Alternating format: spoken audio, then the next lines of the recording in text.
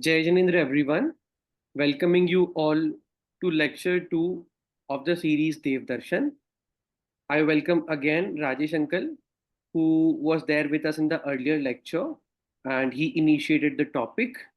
And we have learned about what is Devdarshan, what are the characteristics of ideal worship, steps we need to follow in temple when we go for Devdarshan. And today we will finish this chapter of Devdarshan. So now I would invite Rajesh Uncle to take this ahead. Uncle. जय जय अरहंत सिद्ध सुर उपाध्याय साधु सर्व अर्थ के प्रकाशी मांगलिक उपकारी है।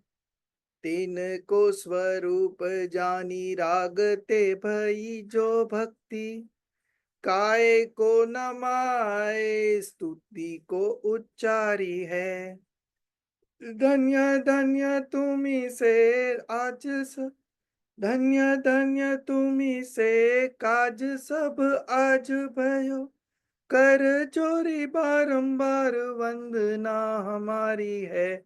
मंगल कल्याण सुख ऐसो हम चाहते हो मेरी ऐसी दशा जैसी तुम धारी है। हो मेरी ऐसी दशा जैसी तुम धारी है। So, temple visit, Devdarshan. Today we are going to discuss further on that. Last week we had discussed about what is Devdarshan, what are the characteristics of an idol of a Aryan Pratima. Okay, and we also discussed why we should not worship gods adorned with jewelry, weapons, flowers, etc. So, in a nutshell, we discussed the difference between a Tirthankar, Arhant, Dev, and the other deities that are there. Okay.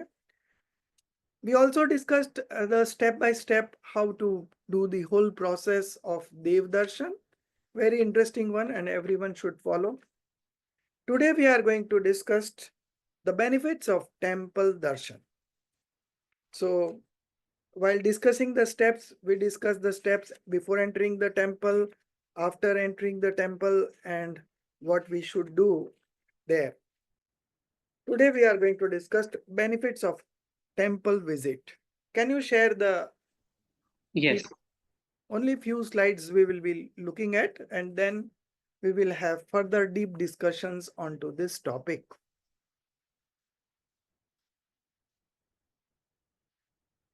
Yeah. So this is the benefits of temple visit.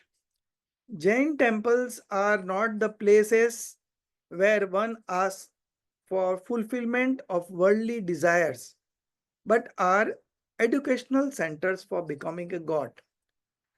So you see, we have educational centers worldwide for different kinds of studies, somebody wants to study engineering, somebody wants to study medical, somebody wants to study commerce. We have so many streams and fields and universities for that. But in which university you are being taught to become a god, right? So Jain temple is such center where we educate people, or we ourselves get educated by how to become a god. Now, this is a very challenging thing, because once you become a god, you are out of this mundane existence. The cycle of life and death, which we have been doing from time immemorial. So now we have got an opportunity to get out of this vicious circle. And Jain temple is the perfect place where we learn this thing. We learn this process. And so our Jain temples are educational centers. Okay. One of the topmost university in this universe, not only India, but only on this universe. Nowhere it is being taught how to become a god. And what do you mean by becoming a god? Becoming a god means experiencing eternal bliss all the time, uninterrupted. Okay? No worries, no tension, no depression, nothing. So, this is the first benefit. Of course, we will be connecting to this all the topics again and again, all the benefits. But first, we discuss what are the points to be discussed. The second is worship of passionless God leads to auspicious karma bondage. So, this is not our objective at all for visiting the temple, but nevertheless, it happens automatically. And the best things in life that you get is because of this auspicious karma bondage. So, in terms of quality of bondage that we do, a person who is a seeker, who worships this passionless God, he acquires the highest level of auspicious bondage. Now, those auspicious bondage are two types. One is the one that we usually see around us, where people are getting good associations in life. The other part of this auspicious karmic bondage is that you get such association which becomes conducive for you to manifest passionlessness. Now, this is something unique to Jainism only. Nowhere it is being taught to become passionless. And our religion only says that you become passionless. So, worship of passionless gods leads to auspicious karmic bondage. Very little importance for us because our objective is bigger. We want to get rid of this cycle of birth and death. Nevertheless, all the cream positions that you can acquire in this universe is just a fallout of this karmic, auspicious karmic bondage, which we nevertheless do it by worshipping these passionless gods. Indra, Narendra, Chakravarti, Tirthankar, all these are the fruits of auspicious karmic bondage. The third, by worshipping the passionless gods, one is inspired to know his own soul, which is pure and devoid of passions. Now, this is something that we are going to connect with every point that we are going to discuss today. So I'm not elaborating anything here, but nevertheless, we will be doing it. Next page. Yeah. Devdarshan is instrumental in developing right belief. Of course, our very first and foremost objective is to develop right belief. Because without right belief, the path of liberation does not begin. And we want to put such efforts that we manifest right belief. Okay, and for that we are doing all this activity which can lead us to right belief. As discussed in the last class, it's a process, it's not an event. Right belief is not an event, it's a process, and it's a gradual process. So we are onto it very much and very much positioned to develop right belief very soon. The next is leads to an increase in purity of thoughts. Okay, leads an increasing in purity of thoughts, eligibility of attaining liberation. This is very important. The third, ingenuity of sentiments. Vishuddha bhav. The whole path of liberation entirely depends on this ingenuity of sentiment. Vishuddha bhav. You know, although it's an auspicious sentiment, but this auspicious sentiment is of such nature that absence of it leads to passionlessness. So this is that kind of. So whole path of liberation depends on that. And it's also connect you to the eligibility of attaining liberation. All this, okay? Your Devdarshan, your Swadhyay, your any religious activity, all these leads, all this enhances your eligibility of attaining liberation, which is called patrata. So patrata and vishuddha bhav, they both are interconnected. They both are interconnected. So vishuddha bhav leads to patrata, and patrata leads to the eligibility of attaining right belief, and then ultimately liberation.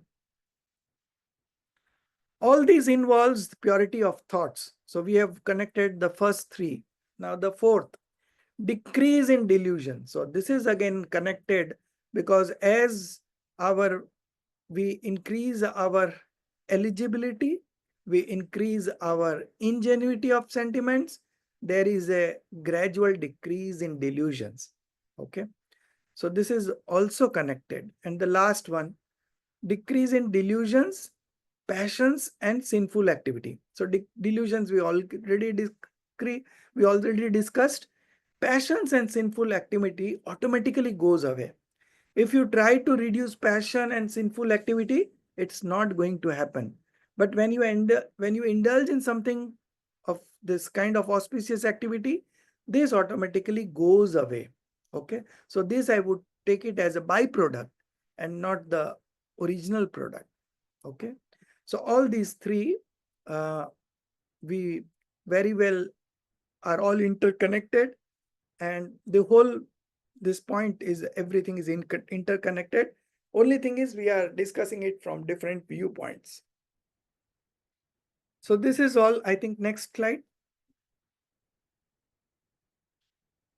Yeah, so this is all we have in terms of presentation for Devdarshan. We will just have a summary of all what we discussed so far, and then we will lead to the practical discussions on this Devdarshan. So the first point, Devdarshan means visiting the temple of Shri Rajesh Bhagwan and paying homage to their idols. Okay.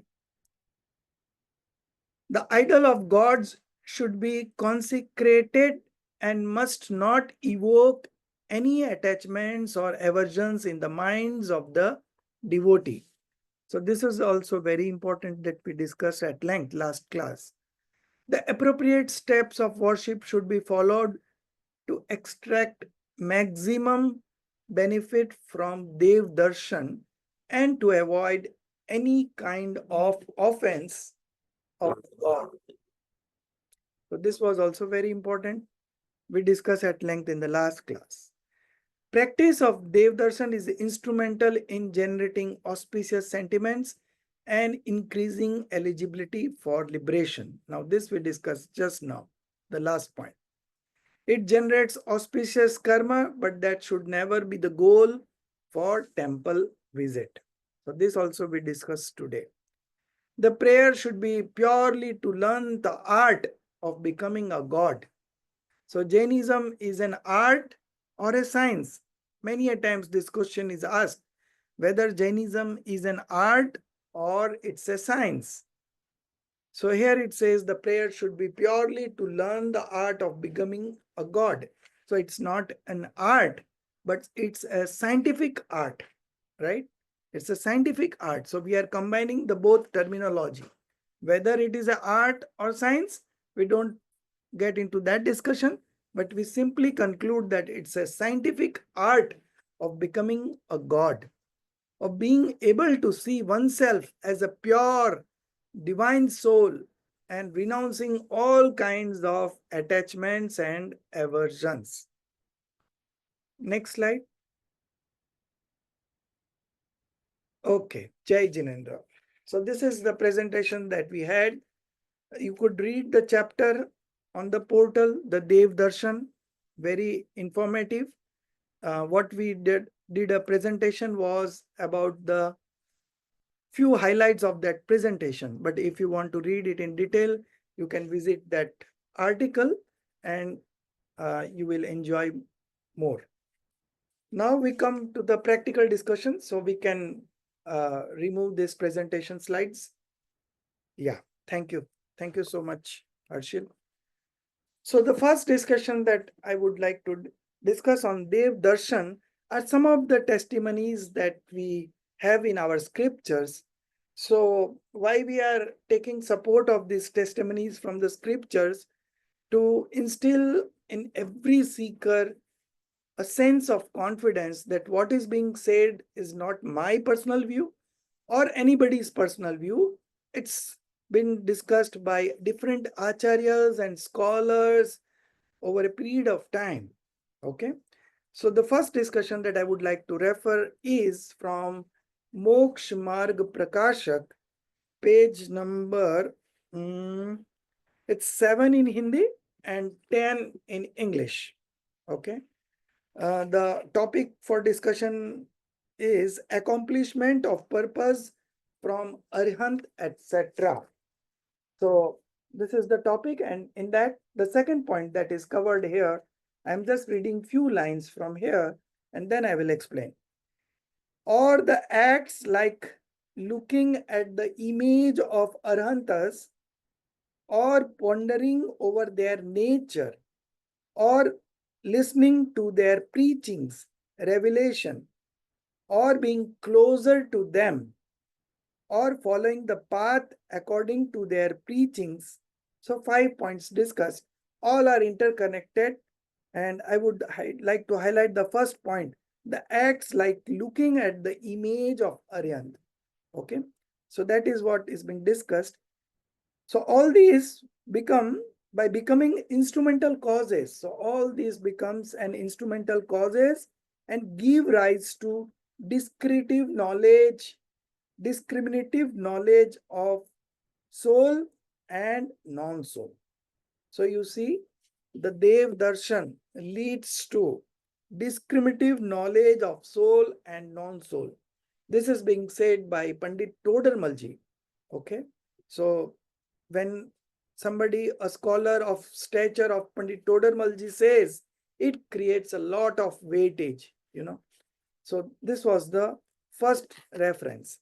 The second reference that we want to refer to uh, is from Dhaula, written by Jinsen Muni. Uh, yeah. Uh, Dhaula, chapter 6, I think chapter 6, point number 1, first uh, stanza should be. I will first read in Hindi and then I will explain in English.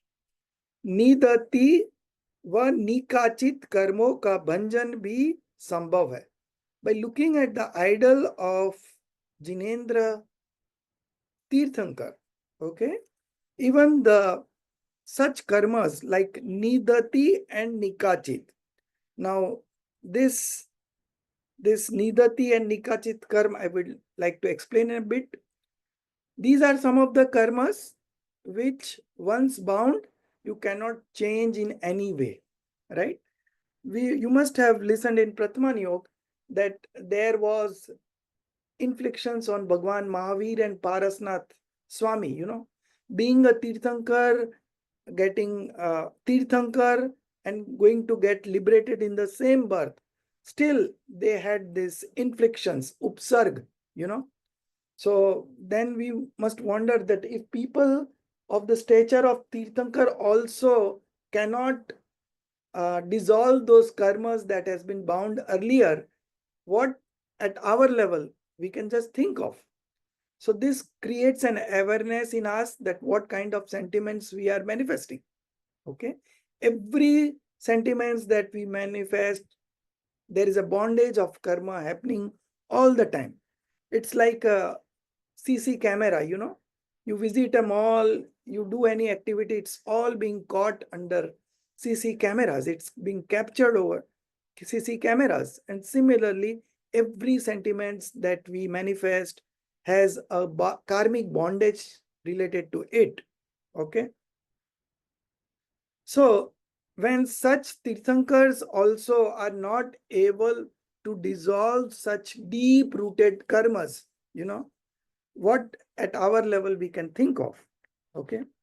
So I'll now read the exact meaning that's written there in the scripture. through the vision of the Jina's image, even the most stubborn and deeply rooted karmas, such as delusions and false belief, begin to dissolve. Now, on one hand, we say that these kind of karmas cannot be dissolved. And here, to show the importance of the temple visit and the Devdarshan, okay, the author, Acharya Jinsen Swami, he says that these kind of karmas also begin to dissolve. Such a vision purifies the soul at its core. So this reflects that the Jain belief that true perception or the true uh, temple visit of the enlightened one can initiate the profound inner transformation. Okay, the inner transformation. So visiting a temple and looking at the altar of God, it creates such a inner transformation even in the most karmically bound souls.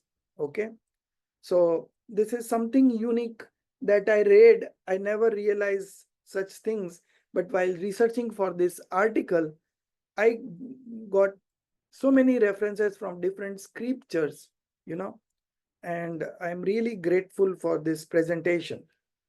I have myself personally explored some dimensions which I never explored earlier. So this was the second references. The third reference, it's a very good comparison. I would like to compare between altar of God, Jin Pratima, and Jin Vani. Okay. Most of our temples have a Swadhyay Bhavan, and we put special emphasis on Swadhyay. And that emphasis has been so much glorified that we have discounted temple visit. I know many mumukshus in our temple. If there is a lecture of a particular scholar, we will have people attending it at large numbers. But when we say you come to the temple for anointment ceremony, Abhishek, Prakshal, very few people are there. Although now last week only I discussed, there has been a great awareness about that, and we are seeing increased participation of mumukshus in anointment ceremony. But by and large, it has been neglected. So we will discuss more on this at the conclusion. Now I am going to present a comparison between an Jinendra Bhagwan's idol and the Shastras, Jinvani. Okay. So we are going to discuss 5 points on it. The first point, who can read Jinvani? Among the 4 states of existence, who can read Jinvani? Only humans, right? The animals and plant cannot read Jinvani. The hellish being cannot read Jinvani, and celestial being also don't have Jinvani to read. So the first thing is that only humans are eligible to read Jinvani. But by looking at Jin idol, okay, even the animals manifest right belief. Jatayu, parts, elephant, lion, all these animals, they never read Jinvani. But still they manifested right belief. Many in hellish being, they don't have access to Jinvani, but they also manifest right belief. Okay. So Jin Bimb or Jin Mudra or Jin Idol is such a powerful medium that it recognizes, it has no language barriers. Just look at the Jin Pratima and you manifest right belief. So the darshan of a Jin Pratima has got its own importance. Okay. The second point, in Jinvani we have Nai, Praman. Nai is point of view. And then we have Praman, which is a comprehensive knowledge. Then we have 4 expositions. Each exposition has got its unique style of presenting. Anuyog, it's called Anuyog. Exposition is called Anuyog. So we have Pratmanuyog, Charnanuyog, Karnanuyog, and Dravyanuyog. And each Anuyog has its distinct style of presentation. Now, if you don't, if you are not familiar with this style of presentation of 4 exposition and this Nai and Praman point of view, Nischay Nai, Vyavhar Nai, Dravyarthik Nai, Paryarthik Nai, then we have 7 Negam Nais and all, and then we have 47 Nais in Pravachansar. So all these point of view, if you are not aware, it needs a little bit of intelligence also to understand all these point of view. Okay, so if you don't have knowledge of this, you will not understand Jinvani. But here, by looking at the idol, there is no such conditions. Okay, no, the idol does not represent any point of view. Okay, it's just you look at the idol and you manifest right belief. So such a simple thing. Third point, the Jinvani, particularly in Charnan Yoga Shastras, we have particular Shastras which describes the what should be a lifestyle, ideal lifestyle of a householder. Then we have some Jinvanis, scriptures, which describe ideal lifestyle of a monk. Okay, so Jinvani differentiates between a householder and monk. What are the possibilities at the householder level and what are the possibilities at the monk level? So Jinvani prescribes different things for different kinds of people. Okay, but when we look at Jin Bimb, Jin Mudra, Jin Idol, it's the same for all. Even for Gandhar also, it is the same. And for a small 5 sensed animal with mind, it's the same preachings from the Jin Idol. Okay, there is no difference at all. We discussed last week about uh, the similarity between an Arihant and our soul, Arihant souls and our soul, through the reference of Pravachan Sarji, verse number 80. Okay, so that also can be included in this point.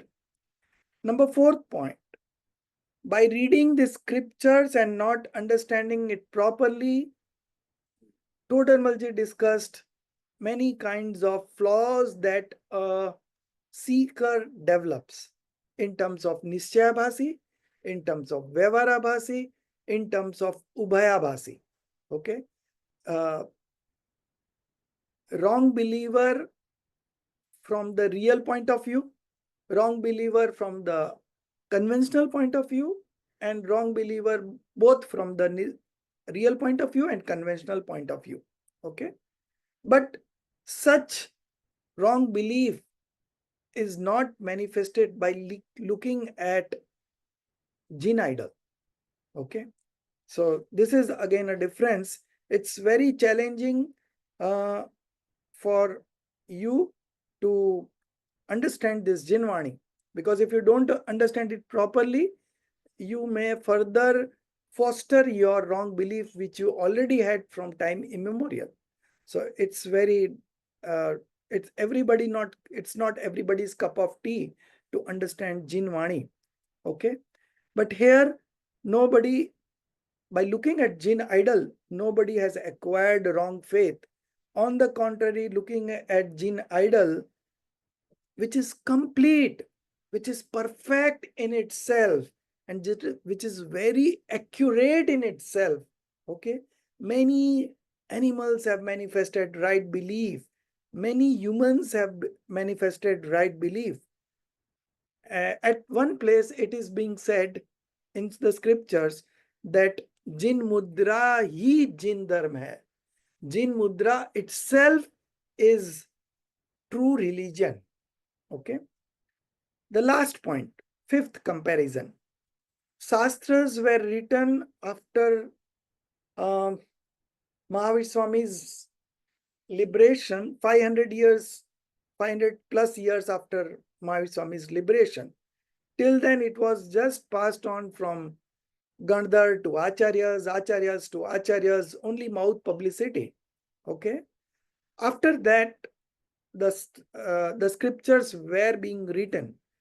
But Jinbim are akrutim. There are akrutim Jinbim which has been there since time immemorial in places like Nandishwar Deep.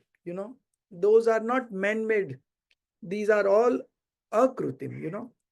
So Jinbim, without saying anything, it gives you so much of information that you are able to manifest right belief. Okay. So it has got its importance, which we must consider, we must contemplate about it. And if there is any laxity in our life, in going to the temple, in terms of performing the anointment ceremony, we should remove all this, and we should have a perfect balance between temple visit and swadhyay. It complements each other. It is not that if I go to temple for anointment ceremony, I will not go for swadhyay. If I go for swadhyay, I will not go for anointment ceremony, because I have only 1 hour to spend, right? Either I can do that or that. But I would suggest you strike a balance between the two. Okay. Both are a cause of right belief. Okay. Both leads to right belief. I cannot differentiate between the two. Okay. While discussing, when we are discussing about the benefits of temple visit, we will speak from this perspective. And when we discussed benefits of Jinvani, we will have different presentations. But when it comes to practical application, it has got hardly any difference. Okay. So we should strike a balance between the two. So this is again an area of concern also. We have uh, developed so much in terms of Jinvani, but the importance of temple visit should also not be lessened. It should also be given due importance. The next point that we want to discuss is, in one of the scriptures, it has been written that मुनि की मुद्रा और देव में कोई अंतर नहीं है. There is no difference between a monk's face and a Tirthankar's, Aryan Paramatma's idol. Okay. So we have history of Parasnath Bhagwan, Parasnath Swami getting manifested right belief in the life of an elephant. We have Mahavir Swami who manifested right belief in the life of a lion. Okay. So both these animals, they manifested right belief by looking at mudra of a monk. Okay. By looking at the face of a monk. So there are a lot of similarities between the two. The third example that I would give from Pratman Yoga is about Gautam Gandhar. He was a scholar of Vedant. He has 500 disciples with him. And still, when a question was posed before him and he didn't know the answer, and he thought that this is something extraordinary. So he came to the Samosaran, and he looked at the man's thumb, and his ego was melt. He considered himself to be a great scholar, but looking at the man's thumb, his ego melted. And while moving on to the Samosaran, he manifested right belief, and ultimately he became the chief preceptor of Bhagwan Mahavir. So you see what is the magic that a Jain idol creates? It cannot be explained in word. The next point I want to discuss from Bhaktamar Stotra. In one of the stanzas in Bhaktamar Stotra, there has been a reference of idol of Jinendra Bhagwan, and there is a story associated to it. It's a story between a snake and mongoose. You know, mongoose animal. It's called Nevla in Hindi. It's called Nodyu in Gujarati. So snake and mongoose, they had a fight, and the snake is so powerful that there is no match between a mongoose and a snake. But mongoose had this special quality in him that if he fights uh, in front of a tree, that tree, I don't know the specific name of the tree, but the tree had some special qualities in it that the moment the mongoose go near to that tree and have a breathe, and his all his injury goes away. All the injury inflicted by snake in terms of venom, poisonous venom, all gets wiped away once he goes near that tree. So what mongoose does is that he always fights with a snake only when he is near to that tree. So the moment he gets injured, so he comes back to that tree and he recharges himself. Okay. Similarly, when you go to a Jinendra Bhagwan's temple, when you make a temple visit and you look at the altar of Jinendra Bhagwan, it recharges in you. It recharges you. It recharges you to fight with that delusion. Okay. So it's a great recharger, I would say. So it has got its own importance, temple visit.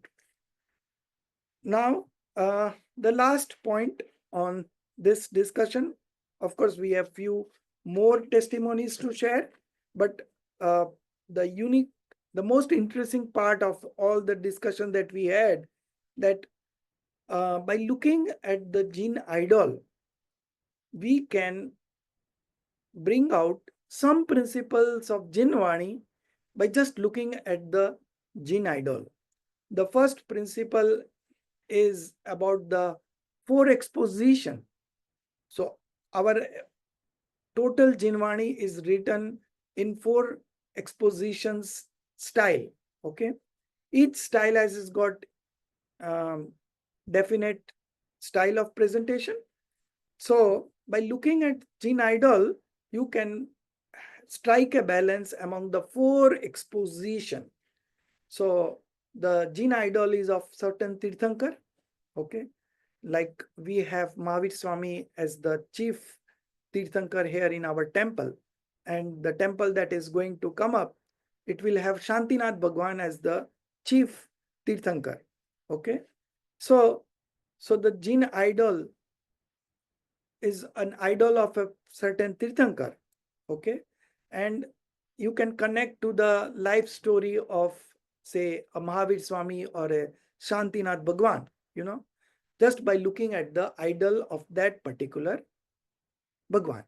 Okay, so Pratman Yoga is automatically, without saying anything, you are able to connect to Pratman Yoga by looking at the Jain idol. Similarly, you can you can understand from Dravyan Yoga also by looking at this Jain idol. By looking at Jain idol, what you can connect through Dravyan Yoga? Looking at the Jain idol, which motivates us to look within. Okay, so that is Dravyan Yoga. The second part is that the Tirthankar's idol, the Tirthankar's soul and our soul are same. There is no difference. There is no difference in terms of substance. There is no difference in terms of attributes. And there is no difference from the perspective of modification. Now, this comparison that we discussed last week from Pravachan Sarji at the beginning of the lecture, verse number 18. that is all part of Dravyan Yoga. So looking at Jin idol, it also we can also connect to Dravyan Yoga. The next is Charnan Yoga. By looking at the Jin idol, it motivates us to become a monk because the idol is of a monk. Okay, and that monk, looking at that idol, we also feel that one day we should also become a monk and manifest omniscient knowledge like those monks. Then they become, once they manifest omniscient knowledge, then only they become a Tirthankar. And the last is Karnan Yoga, which depicts the karma theory. And becoming a Tirthankar is again a fallout of an auspicious physic forming karma, Nam karma, Tirthankar Nam karma. Okay. So from Karnan Yoga also you can connect by looking at Jin Mudra. So looking at Jin Mudra, you can strike a balance among 4 exposition. The next principle about 7 fundamentals. By looking at Jin Mudra, you can understand the 7 fundamental elements. The soul of that Jinendra Bhagwan's idol is Jeev Tattva. The body that we look at Jinendra Bhagwan is a Jeev Tattva. By looking at the idol of Jinendra Bhagwan, which enables us to manifest right belief and passionlessness. And if a passionlessness is manifested, influx and bondage doesn't happen. Okay, so looking at Jin Mudra, we can eliminate influx and bondage element. Then by looking at Jin Mudra, we can manifest right belief, which is a stoppage of influx. By immersing in it, by immersing in our soul, we can manifest nirjara, dissociation of bondage, and by completely engrossing in it, we can manifest liberation, moksha tattva. So by looking at Jinendra Mudra, we can understand the 7 fundamentals. Similarly, by looking at Jinendra Mudra, we can also manifest the understanding between a real point of view and a conventional point of view. So the mudra that we look at is a Tirthankar from the conventional point of view, and from the real point of view, the soul is the Jinendra Mudra. Okay. We can also manifest 12 reflections, Bara Bhavna, by looking at Jinendra Dev's Mudra. The names of Bara Bhavna, one by one I will say. First one in the sequence is Anitya Bhavna. Anitya Bhavna is impermanence of the world, contemplation on impermanence of the world. So, Jinendra Mudra tells us that don't look at anybody, don't look anywhere, because everything is transitory. Anitya, everything is Anitya. Only my soul is Nitya. Okay, so the idol of Jinendra also depicts this Anitya Bhavna. Then the second is Asharan Bhavna. Asharan Bhavna means no one can provide protection. Okay. And the third Bhavna is Sansar Bhavna. Sansar Bhavna is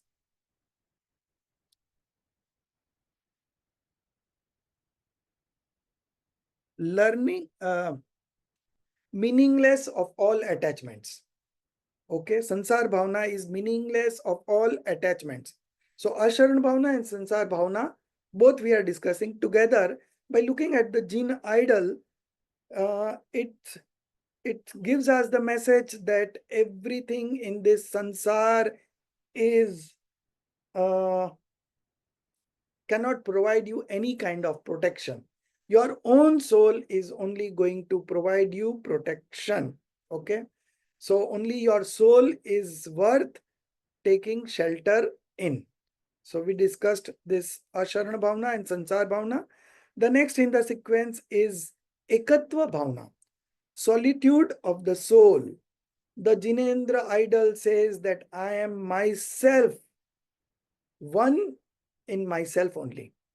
I can have oneness with myself only. The Anyatva Bhavana depicts that this body and other associations are different from me. Okay. And then Asuchi Bhavana. Okay. Just I will finish in 2 minutes.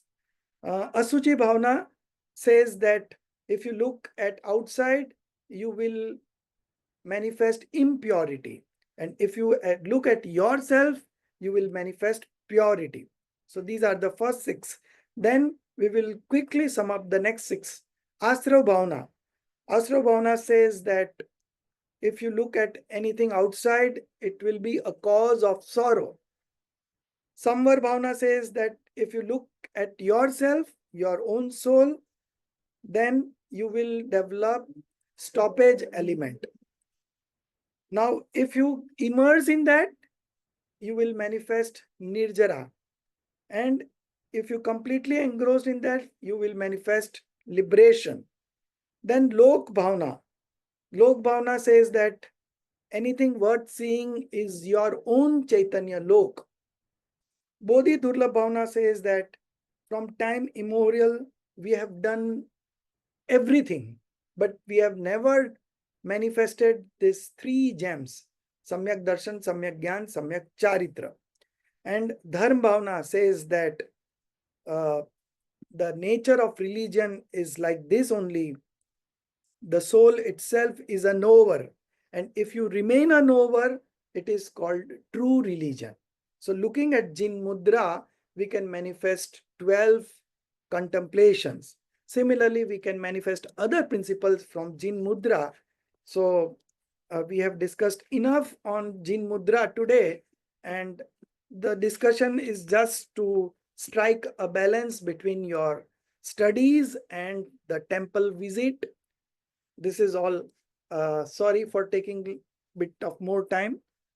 Thank you, Harshilji, for reminding me. I got lost in the discussion, but thank you. Thank you so much, Rajesh uncle. There is no issue if you can extend your time. We would love to listen you more. Since you have raised few topics, few discussions which were kind of out of the presentations, but very much suitable for the topic. All the references of Mokshmar Prakashak, Dhavla, and the Shastra concept topic, why it is also prioritized in our Jin Mandir these days. That is very much important for all the Jain to learn apart from Devdarshan. So thank you so much for that. And now let's. If you allow me, I would like to say something about Jeev.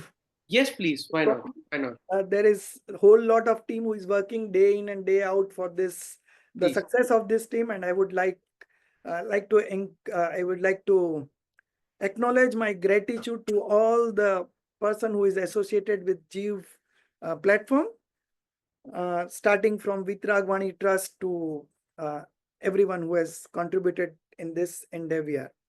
So the full form of Jeev is Jain, English, Education and Values. Now this is not some portal, but this is a movement. This is a mission which it's going to last maybe thousands of years, and it's going to grow like anything. This is just a very modest beginning, but nevertheless, it has been a very good beginning. So what do you mean by these 4 words? Jain, English, Education and Values. So Jain means one who is a follower of Jinendra Bhagwan and wants to become one. English, language of the youngsters and kids. It's an official language, it's an international language, and the community is growing. Very few scriptures are available so far. So Jeev platform is doing so much of efforts into getting things converted into English. All the Gurudev Sri's lectures, it's a great job that they are doing. Connecting to world philosophy, English, if you have more exposure on English, we can connect to world philosophy and the whole community of the world at large can be benefited by Jainism principles. The other thing that I want to share is that while teaching Jainism in English since last 2 years, although it was a struggle because the words were not coming out, it took me a time to get into the groove. But nevertheless, it has been a very satisfying journey. One thing I would like to share, all the English students that I have so far, they are themselves such an intelligent person and hardworking person, and they are somebody who is very successful in their uh, other life also, the professional life also. They are all professionals, and one is teaching me something or the other. So it has been a great experience teaching this intelligent students. So naturally our platform will also encourage those students only who are true seeker and having a professional approach in learning this Jainism. The third word was education. Knowledge is power. I have so many points to discuss on this, but I will just finish at this, that knowledge is power and education for all. Last point, values. It propagates ethics, culture, honesty, sincerity, its way of life. It teaches us to balance in everything. Just now we discussed so many principles, how to balance in between. So this is not only a portal, it's a learning academy, it's an institute, it's an university where we emphasize on practical learning, immersive learning, new technique, immersive learning, creative learning, out of the box thinking, how to embrace challenges, push your limits, transcends all boundaries, trying to get the best out of everything. So this is Jeev for me, and I think this truly represents the culture that Jeev platform depicts. Thank you so much for giving me 2 minutes extra, Arshil. Sure. Thank you, Uncle. Thank you so much. Uh, Definitely, the main primary focus of this Jeev platform is not only to educate people, but also direct them towards the right path and what our Shastras are there, what they say, what are the vidhis of Devdarshan and everything. That's why the whole course or the curriculum is designed in the same format, in a very systematic format, and the main success is only when people take the advantage of this portal. That's the primary focus. So let's come back to the original topic. If anyone from the audience, though we have a very few people in the list, if you have any question from the topic, please feel free, or want to add on to any point in Dev Darshan or the references which Uncle shared, please feel free to add on. Anyone?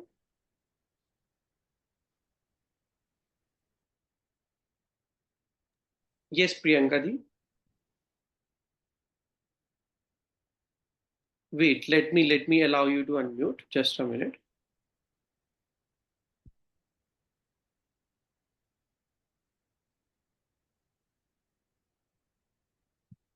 Yes, you can unmute now.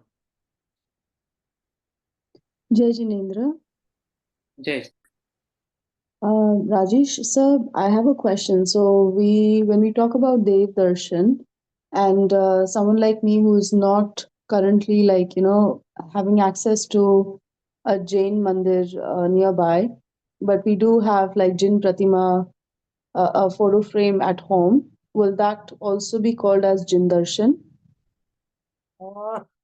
No, this was discussed in the last class. What you can alternatively do is you can see Jin Dev and Jinwani and Jin Guru, Dev Shastra Guru, all have equal weightage.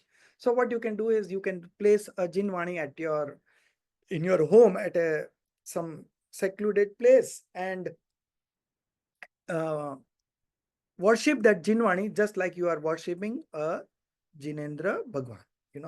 You can have that Bhav Puja also, you can have Dravya Puja also, everything you can do that to Jinwani. Okay. But having photo and worshipping that photo is not something that we should do. This was Okay, sir. discussed at length in the last class. You can just refer to that recording also. Okay, sir. Jai Hind. Okay. Any other questions? Okay.